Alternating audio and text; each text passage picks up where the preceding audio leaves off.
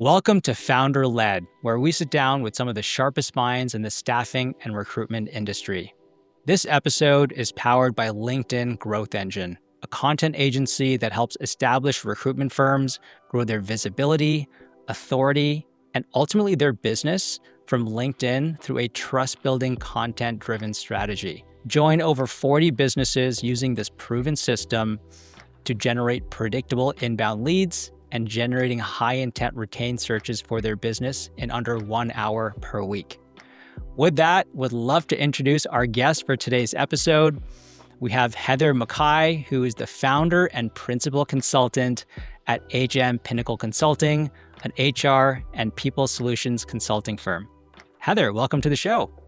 Thank you. It's nice to be on the show. Yeah, Heather, when we started talking briefly last week, a couple of weeks ago, I felt we definitely needed to have you on the show. Would love if you can start off by sharing your journey to starting your firm. It sounds like it's less than a couple of years old and it's been off to a great start. You've already got a growing staff and growing company and business. So tell us about that journey. So it's kind of ironic. I never, ever wanted to open my own business. I've always loved being in corporate America, whether it's in manufacturing or aerospace or healthcare, but I've always liked to be a part of a team.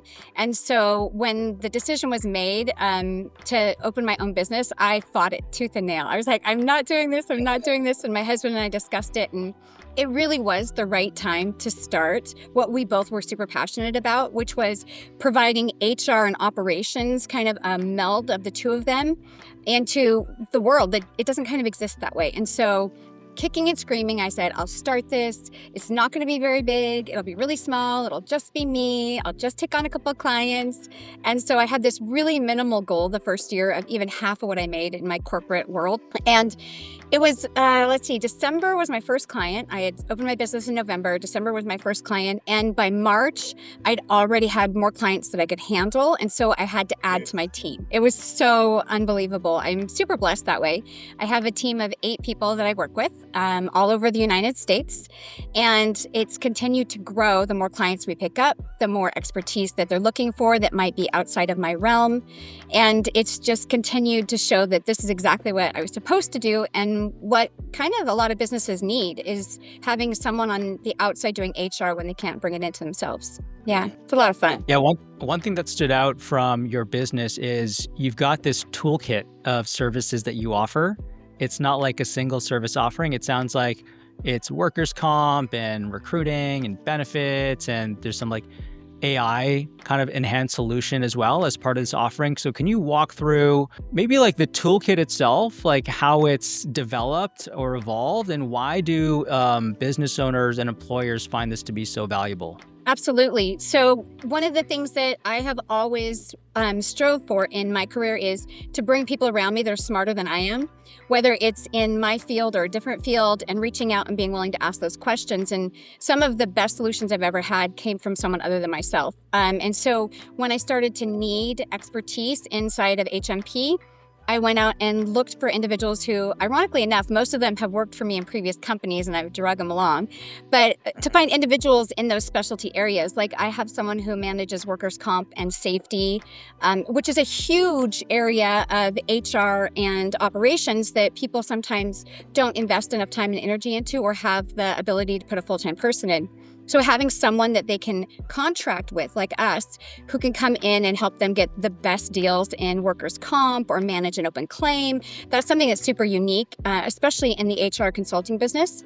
I also have someone on my team who, and this is so new, she has a degree in HR AI. So it's absolutely a brand new program that they've offered over the last year and a half, 2 years. And so she has been able to develop HR through an AI lens. And so to me, I was like, oh, does that just mean taking policies and procedures and running them through ChatGPT? No, you can actually program the AI to answer employee questions based on the information you've put into it. So if you stick a handbook in there, SOPs, and then law based on the state, and you can develop an actual program for employees to be able to ask questions without having a human person and get the answers for that organization. It blew my mind. Like the things that AI can do. And so it's really great to have somebody on our staff that can do that as well. And then we have someone who manages recruitment and leaves of absence and benefits and everything like that. But the reason we pulled it together is because we can offer a full package, like you said, a toolkit, for lack of a better term. So when you can't afford to bring someone in full-time to do HR, or a team of HR people, because not everyone has expertise in a lot of areas, you can purchase this toolkit and have all of this expertise in one location that you have your hands on to be able to utilize. It's actually the most exciting thing I've seen out there. And if I were in HR for the first time, I would want something like this.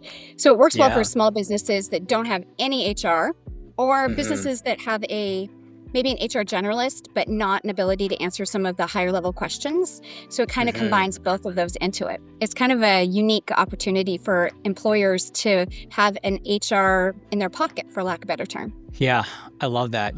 Having worked at many early stage companies myself and starting my own agency recently, I noticed that a lot of times, like, the founders and the leaders, while they had a very clear idea on product or marketing or sales vision and making investments there, the idea of like HR and people management felt a bit fuzzy. And oftentimes they felt like, oh, I can just like look it up or figure it out. But sometimes there's some real stakes involved, especially when, things might have gone south with certain like hires or whatever it might have been. So when would it make sense for someone to engage you? I like the idea of like you covering all these bases, and it's like a fairly lean, tech-enabled solution. When would it make sense for a business owner to start that conversation with you? As soon as you have one employee. And why I say that, it sounds so like, oh, Heather's just trying to say HMP is native for everybody. But the laws in the United States, and depending upon what state you're in, even more so, but the laws for employment are quite critical. Like the compliance behind it, even if you only have one or two employees, you're still being held to the government standards and regulations. If you don't know them, the government doesn't care, right? You're still responsible as soon as you sign on that dotted line that you want to open a business, that you're going to follow all of the practices that are required for whether it's employment law or culture or whatever it is, safety, any of those things. So as soon as you have an employee or so, you really should be considering what it takes to manage that. And you don't need every aspect of what HMP has when you start out with 1 or 3 or 5 employees, right? But even right now in Washington State, which is the state I happen to reside in, they've just changed the regulations for Washington medical leave. And in 2 years, it's down to 15 people. If you have 15 employees, you are required to now offer a leave that you didn't have to until you had 50 employees previously. So it's changing so rapidly that getting on the front end of that and being able to say, here's our suggestion, or here's our roadmap, which is something that we specialize in, is coming in and helping you build a roadmap so you can do it on your own or with our support. But it's better to do that earlier on so you know as your trajectory grows what it's going to take to get there. Okay. Are there any examples that come to mind of maybe where you were brought in from like a sticky like employee issue that you helped resolve given your leadership experience where you kind of right the ship? Any stories you can share there? Yeah. So one of the things I want to do one day, Ron, is I want to actually write a book called You Think You Had a Bad Day. Because some of the stuff you do in HR, you just can't make it up. Yeah, it's like I can imagine. Unbelievable. People are like, what? But so that's one of our specialties. I tout us as being an organization that likes broken. The more broken you are, the more we want to help you. And that's because of some of the things that we've been able to do. Like we went into a manufacturing organization that had 120% turnover, 120%.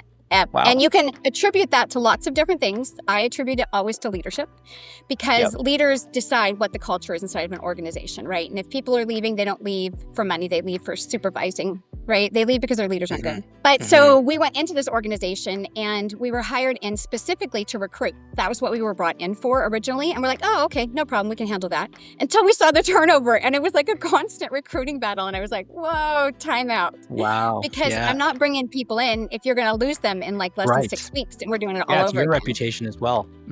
Exactly, right? And you start to feel bad about telling somebody, oh, no, this is a really great job for you to take on. Because you're like, no, it's not. Run away, right? And so we turned around and we sat down and it's a delicate situation, right? Because you can't say, hey, your organization sucks and people don't want to stay. Right? Yeah. So you have to have this really fine way of walking it saying, hey, I think that if we enhance some of these other areas, we wouldn't have to invest so much in recruiting. Right? So you changed it out what we were talking about. So we did. We told them that. We also put together the ROI because right now we're hitting that really critical stage where there are less people inside of the workforce than there used to be. As the baby boomers are starting to completely retire out, there are less new Gen Z and alphas coming into the workforce than the baby boomers leaving. So we're about to hit a really big snag in recruitment. Yeah. And so one of the things we talked about with this group of leaders was, you're not going to be able to find people to do these manufacturing jobs. People want high-tech jobs. People want to use AI, right? So, and you want people who are hands-on widget building kind of individuals. Right. Yeah. So this is what you're going to be looking at in 3 to 5 years at the rate you're going. And this is where we're going to be if we choose a different path. And so we sat down with each of the leaders to get buy-in, and we had some struggles. We had a couple leaders who purposely sabotaged what we were trying to build for culture. We had some that wouldn't let their employees do surveys because they didn't want them to come back on them as doing a bad job. So It was a real challenge. It took us over 9 months to get that ship righted, but we did. And in 9 months, we had to make some tough leadership changes. And then we were able to get employees to feel safe and comfortable to come forward and talk. But one of the things about HR that I always like to stress is, and I had this happen in this organization, is they feel like HR is the police, right? So people are going to come running into HR to say all the bad things. And that's not our job. Our job is to help figure out solutions and find a way to be able to work together. And so once the organization saw that and saw that we weren't there just to, do all of the compliance audits, write people up and fire people, but we were there to try and build some commonality and collaboration between the two groups, they actually started to buy into it. And that made a huge difference in that organization. Wow. What a turnaround. That's unbelievable. We did. We got it down to 62% turnover within 6 months. And then it's down right now. The organization, which we still work with, is down to a 22 to 25%, which is standard for their industry. Okay. Wow. So 120 down to 62. And then now you said down to 25. Yep. 25 to 30 is right around where their sweet spot is. Yeah. Okay. Yeah. How do you think about, is that the primary ROI case, like employee retention, or what are other ways that you position the business case for someone to make an investment into these different solutions? Yeah, I would say that anyone who doesn't think that people is the most valuable commodity or resource in your organization probably should stop right where you're at and really rethink it. Because they are. And it means investing in them and they invest in you 100% of the time as soon as you do that. Yeah. So really looking at the ROI for benefits, for retention, for salaries. I'm big on doing comp analysis, right? You don't have to pay people over the moon, but you have to pay competitively and fairly. But I think a bigger asset for HR is really figuring out what each organization needs and what makes them tick. Because not everybody's about funds. A lot of people are about impact, right? You got a lot of organizations where people specifically want to work with them because of the impact they make in the community, in the environment, in the world, right? So know what it is that makes you special and unique. What's your unicorn feature? And that's what we work with to try and figure out how to use that for your benefit to get people in the door and to keep people. Okay.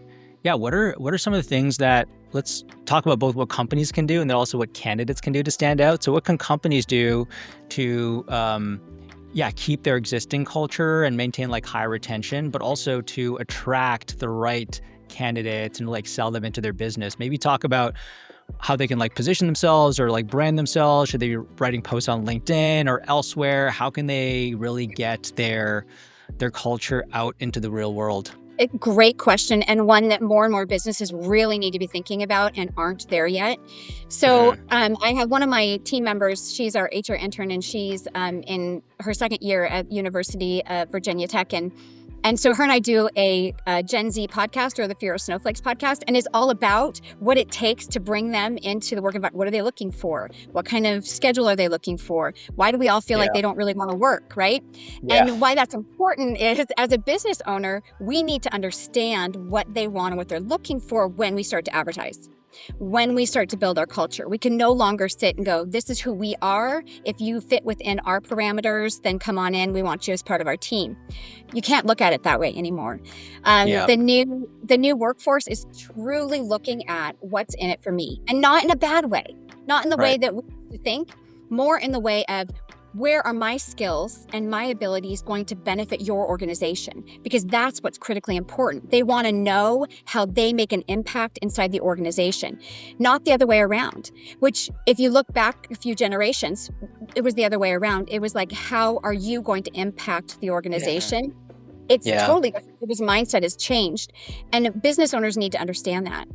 The other thing business owners need to make sure they're doing is they're recruiting a whole person nowadays. And I tout this all the time, and people kind of look at me funny. It used to be that when you'd come into work, look at the baby boomer generation, even Gen X. When you came into the parking lot, you left your emotional state in the car, right? If you had a bad day, your kids didn't get out on time, your wife and you are fighting, whatever it is, right? You left that in the car and you came to work, and it was just your work persona.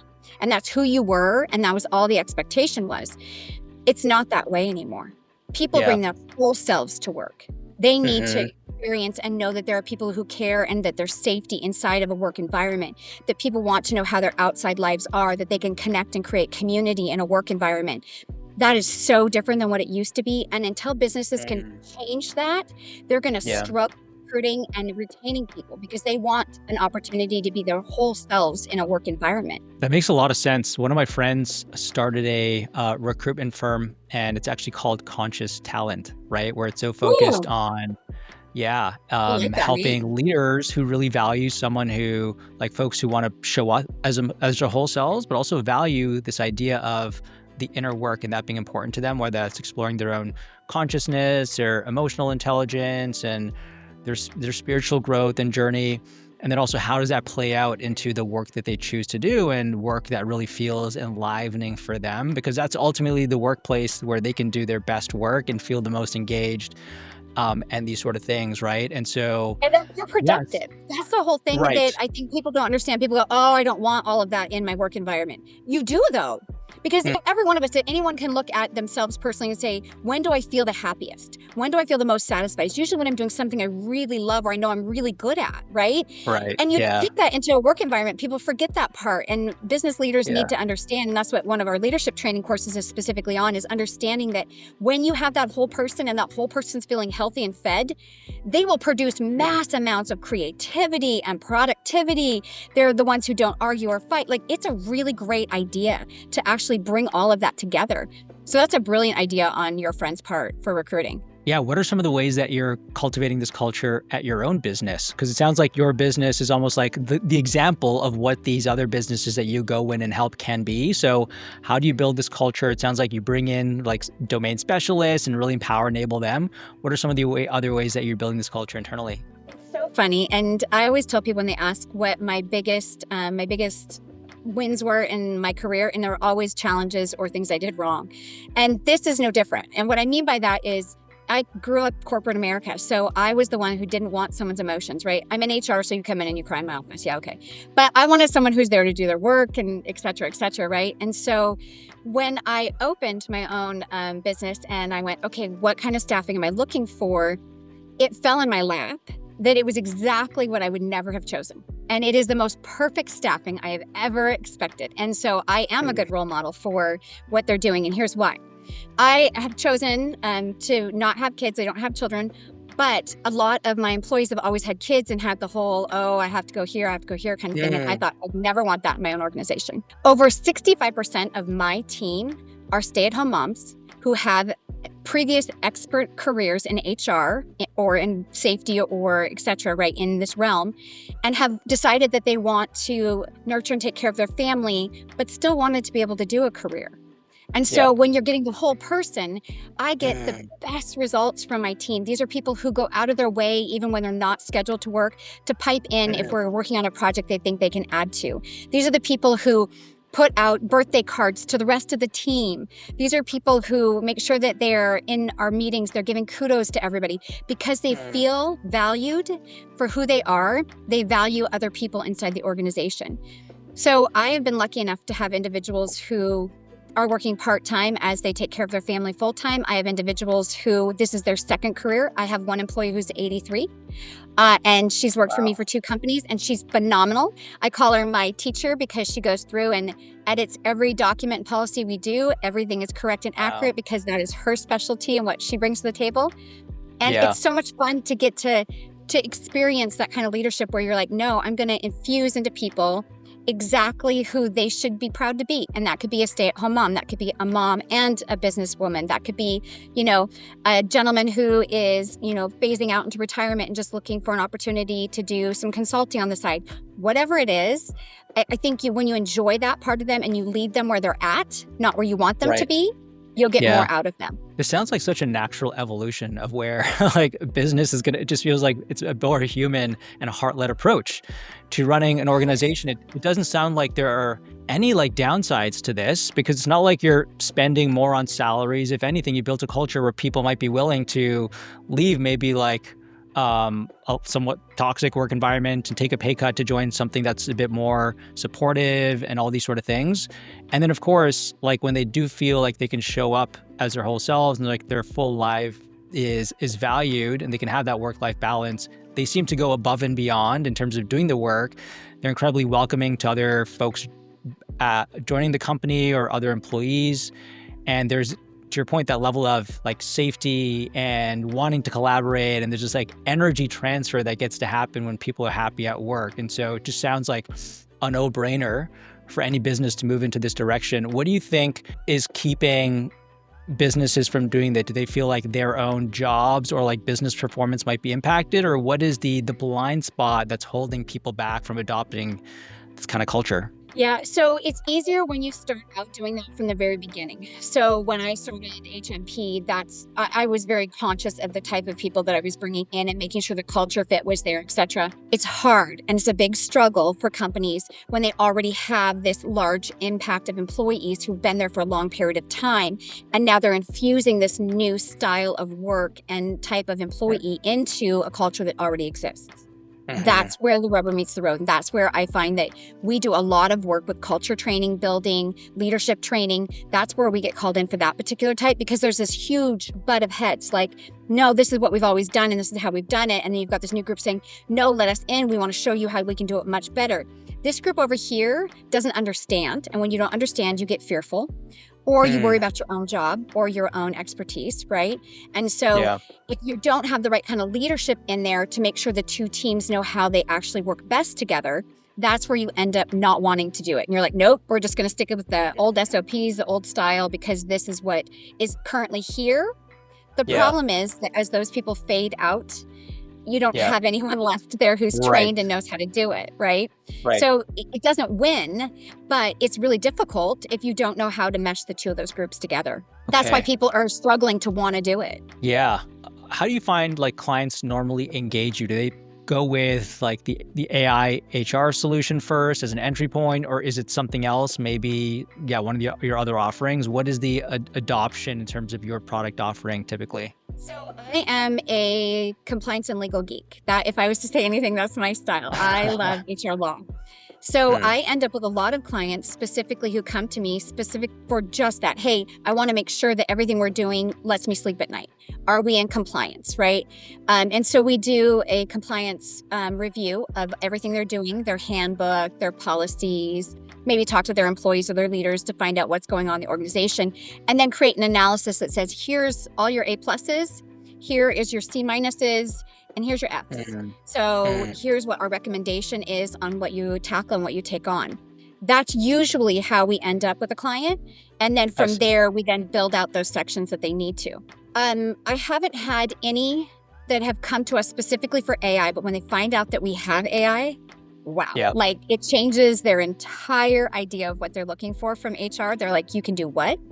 And then you just go down a totally different path that way. I only go back to, when I was working at companies, instead of having to ping the HR person for the benefits and the dental plan, the medical plan, if I could just chat with the chat bot that gave me answers immediately, that would have been a much better experience. Because usually you're doing this sort of research after hours, right? Once you've done like the important stuff, it's like, oh yeah, I need to like do this other stuff. And so. And then HR is nowhere to be found. So you're like, what do you do? Right.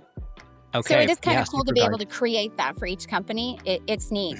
We've done it for an organization, an education organization that we work with over the last, I want to say, maybe 6 weeks, give or take. It was one of the first offerings that we had for them, and they don't have an on-site HR person, and they're looking for someone who can just answer employee type questions. And then they'll come to us directly for like, ooh, I need an investigation. Ooh, I've got this employee issue, right? And we'll do actual consulting with them. But they wanted to be able to provide an interaction between HR and employees without paying for an HR team. And so that's where the toolkit came in. And we're like, we'd love to develop this for you. And so, I mean, it grows as you continue to use it. So we find things we hadn't thought of, like, oh, we didn't put benefits in there. We did, but I'm just using it as an example. We didn't put benefits in there. We need to now incorporate that back into this overall HR structure that we've created via AI. And so there are things it can't do, of course, like the one-off questions like, hey, I want to go get a tattoo. Can I use sick leave for it? Which, as strange as that is, I get that question more often than not. And no, it's not covered under law.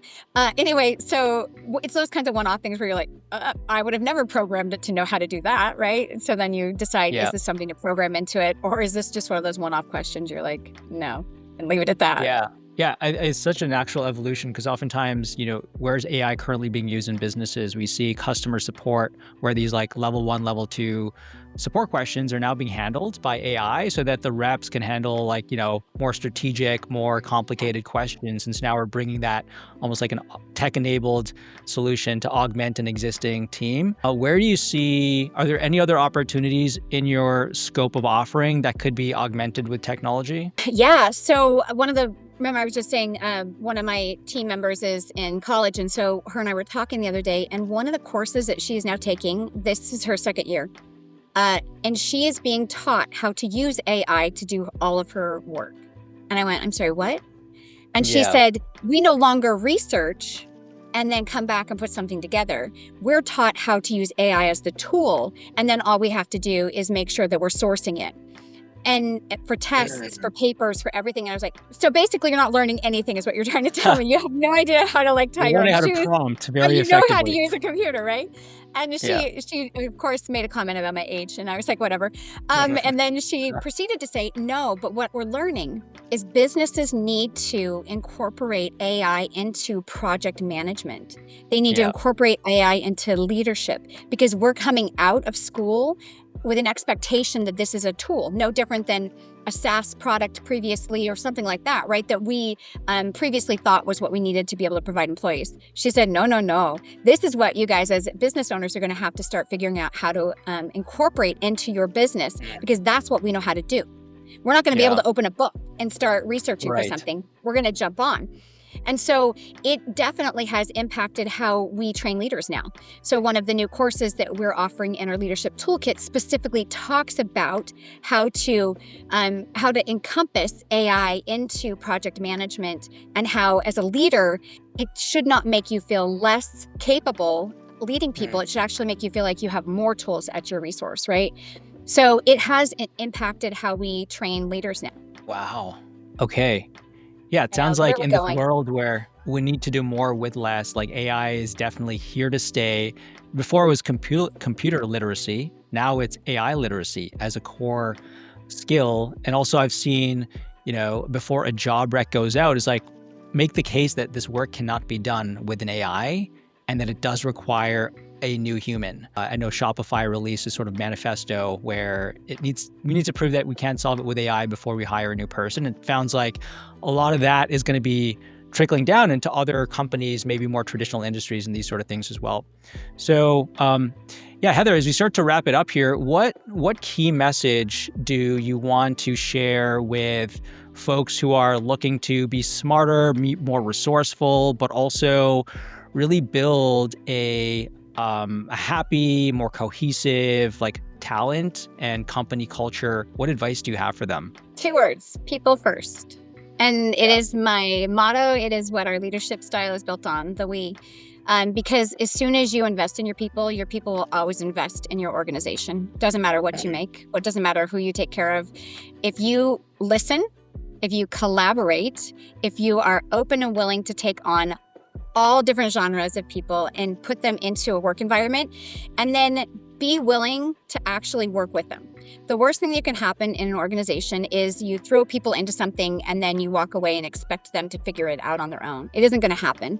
As a leader, you need to engage and invest in and collaborate with each and every one of your team members. You need to understand them. You need to recruit and hire better so that you're making sure that you're building that culture.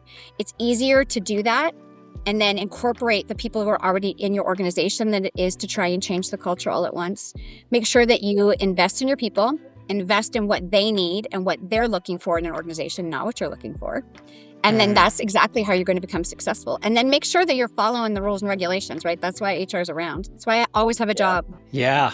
Well, how can people best engage with you? I like this. It sounds like you've got a bit of an audit or report card that you help folks with to understand like the current state of their business. What's the best way for folks to engage with you if they feel like there's an opportunity for you to help them? Absolutely. So our website works really well. HMPinnacleConsulting.com, or pinging me on LinkedIn or sending an email. Any of those work really well. We also have our podcast and our YouTube channel, so you can always reach out to too. But to engage with us specifically, I would jump on our website and then just say help. Just send me an email. That's it.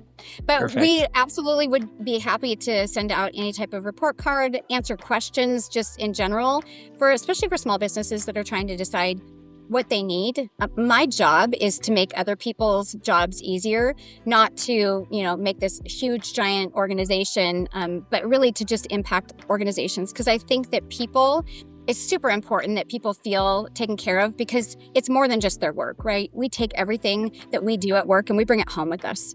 So you as leaders have an ability to impact people's lives outside of work and their communities with how you treat them and what you do. So just making sure that you engage with people or any HR person to help with that is super important. And I'd love to be able to support anybody that way. People first. That's right. There you have it. Great. Heather, thank you so much for joining the show. This has been incredibly valuable. Thank you so much for having me. I hope that people, if they get nothing else, they understand to just embrace their individual employees and enjoy the time they get with them. Absolutely. All right. Thank you so much. Absolutely.